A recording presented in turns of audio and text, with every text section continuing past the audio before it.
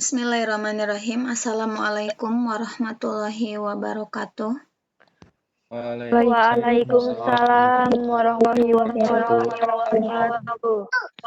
Alhamdulillahirabbil alamin. Warahmatullahi wabarakatuh. Pertemuan kedua kita bisa berjumpa kembali ya. Masih mengenai limit fungsi trigonometri. Terima kasih yang sudah on Webex ya, di on 1 ini.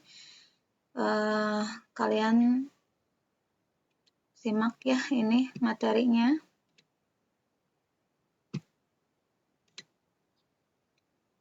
Nah, untuk pertemuan kedua ini, limit fungsi trigonometrinya yaitu menentukan nilai limit dengan menguraikan atau menyederhanakan bentuk trigonometrinya.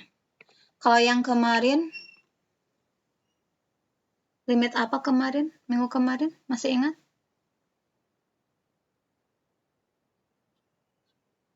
Limit X mendekati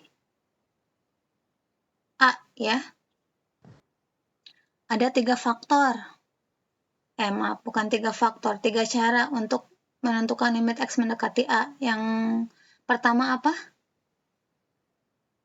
Substitusi. Iya, yang kedua?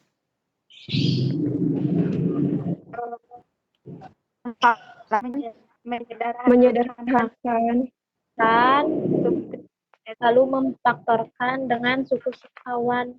Iya, oke. Nah, kalau sekarang itu dengan cara menguraikan atau menyederhanakan bentuk trigonometrinya. Nah, kalian juga bisa dilihat di modul masing-masing ya, ini. Karena yang Ibu share ini di PowerPoint ini sama dengan yang di modul ya, biar disamakan karena ada beberapa ketikan Ibu yang kurang tepat di modul, jadi kalian bisa langsung perbaiki. Nah, dalam melakukan penyederhanaan, kalian harus mengingat kembali identitas trigonometri dan rumus-rumus perbandingan trigonometri. Misalnya rumus jumlah dan selisih ya, sinus kosinus. Nah, itu udah dipelajari waktu kelas 11. Masih ingat tidak rumus jumlah dan selisih sinus dan kosinus waktu kelas 11?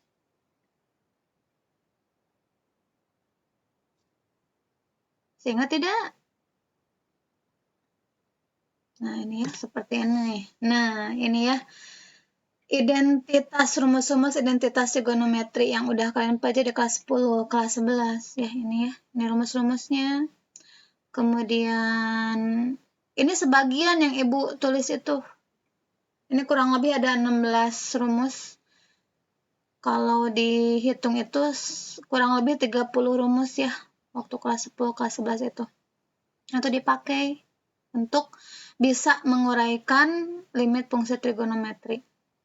Ini identitas, ini yang sin 2A, cos 2A, tan 2A ini rumus sudut rangkap.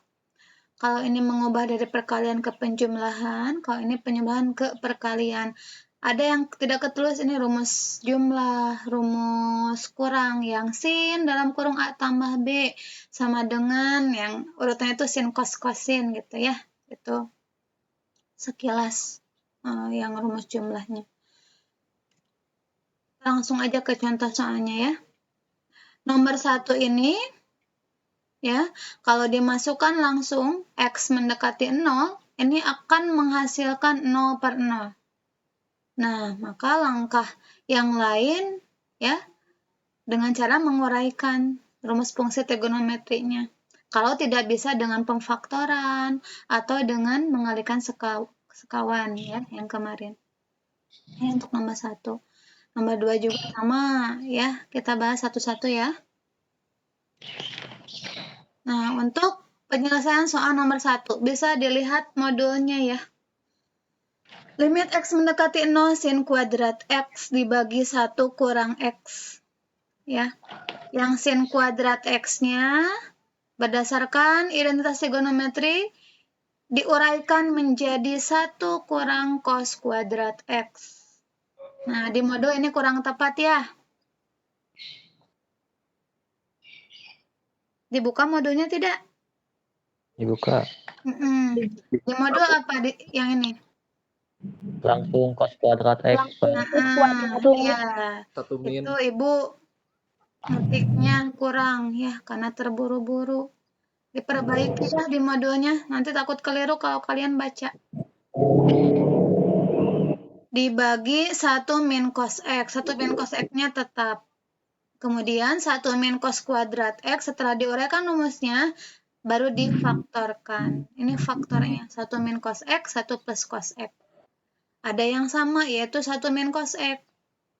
Hilangkan ya, habis dibagi. Begitu.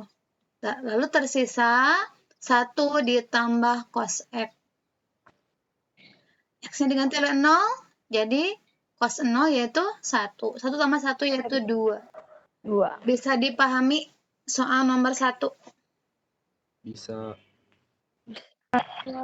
Bisa. Kita lanjutkan ke nomor 2.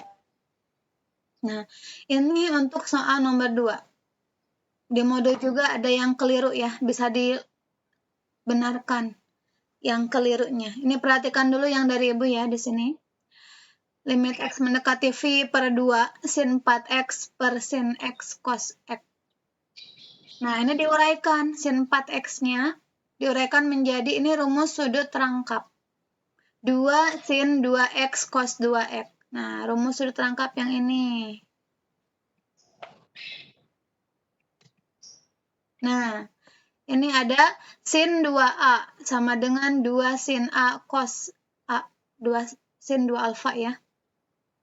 Jadi kalau di sini 2 dibagi 2, 1.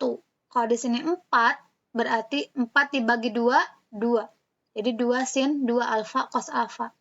Berarti kalau tadi sin 4X, berarti 2 sin 2X cos 2X. Seperti itu ya. Jadi kalian harus bisa mengotak-atik rumus ya. Nah, jadi sin 4X ini 2 sin 2X cos 2X. Jadi dari yang tadi, dari rumus sudut rangkap tadi ya. Yang bawah tetap. Kemudian dari mana 4? Dari 4 dari sin 2X. Sin 2X itu apa tadi rumusnya? Yang sin 2 alfa?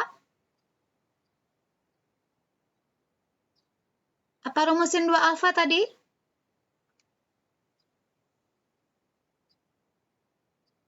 Halo? 2 sin A. 2 sin alfa cos alfa. Iya, 2 sin alfa cos alfa. Nah, jadi yang sin 2X berarti 2 sin, kalau sin 2X berarti 2 sin 2 sin X cos X. Ya, 2 sin X cos X. 2-nya dikalikan dengan 2 ini jadi 4. 4 sin X cos X. Cos 2X-nya tetap. Ininya tetap juga. Ya.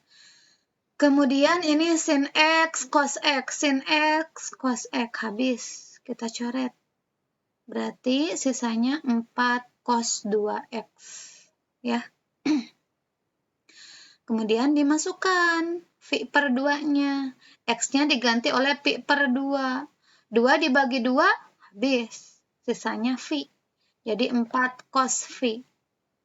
V-nya 180. Cos 180 yaitu min 1. 4 kali min 1 yaitu min 4. Oke, bisa dipahami? Bisa. Bisa. Oke.